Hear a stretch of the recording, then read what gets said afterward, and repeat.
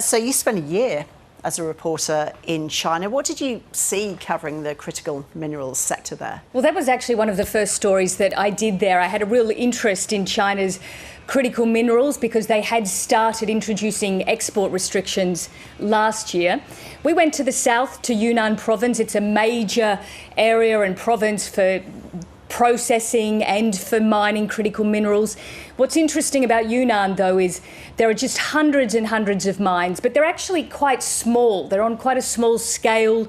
When you put up a drone and take a look at them, which is the only way to get access because no one will let you through the front door, you see that they actually look quite basic. It doesn't appear like a major sort of industrial park, the kind that you would see in Australia or the United States, for example.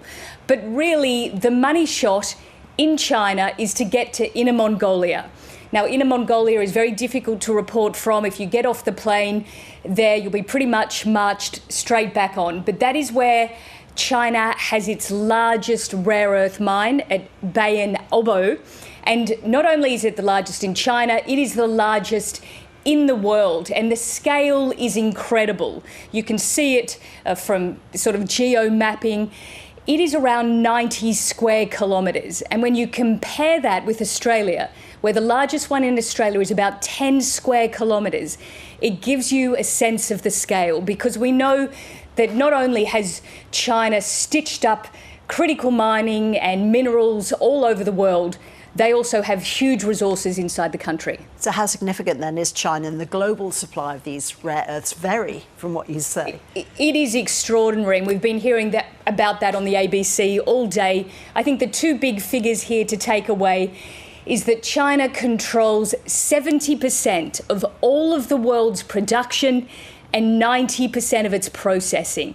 And it has been doing this for decades. It has been a major part of their industrial, their economic, their security strategy. They are so far ahead that I don't see how any other country can even catch up or try to compete with China. So it is quite amazing what they've managed to do. Even in the last 12 months, they've bought more than $20 billion worth of mines overseas, and it's everywhere. As we know, China has mines in Africa, in Central Asia, in Kazakhstan, in Peru, in Argentina. They control a lot of the mining, the nickel mining in Indonesia, which is the world's largest producer of nickel. So they have been onto this for a while, and it does seem as though in the last 12 months or so, it's taken the rest of the world a long time to sort of wake up and realise that they are way behind. And China announced export controls on rare earths last week, but it's not the first time it's done that, is it? That's right. In fact, they had even started using this playbook of using it as leverage as far back as 2010. They were having a dispute with Japan, so they restricted access of rare earth minerals to Japan.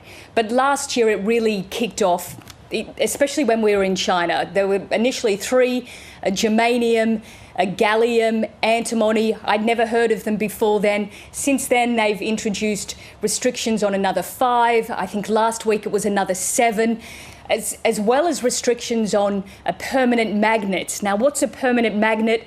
It is used in all sorts of products, everything from your iPods and your iPod case.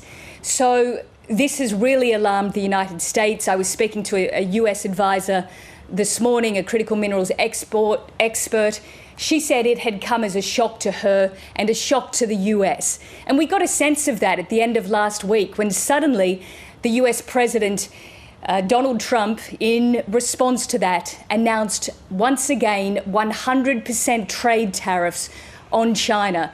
And this is the other part of all of this. Right now, critical minerals are stuck in the middle of the global trade war and this sort of superpower battle between the US and China, and now Australia is stepping in there as well. So what impact are China's restrictions having globally? Well, in April, when it again introduced restrictions, it took a couple of months for it to kick in. But speaking to experts, after a couple of months, once that sort of supply chain started to peter out, it was impacting car manufacturers in Europe and the United States, to the extent that Ford for a time in Detroit, stopped manufacturing its Ford Explorer. So President Trump actually mentioned that, some months ago when that actually happened. So yeah, it's definitely having an impact. I mean, there is global concern, especially because China is using this as a leveraging tool.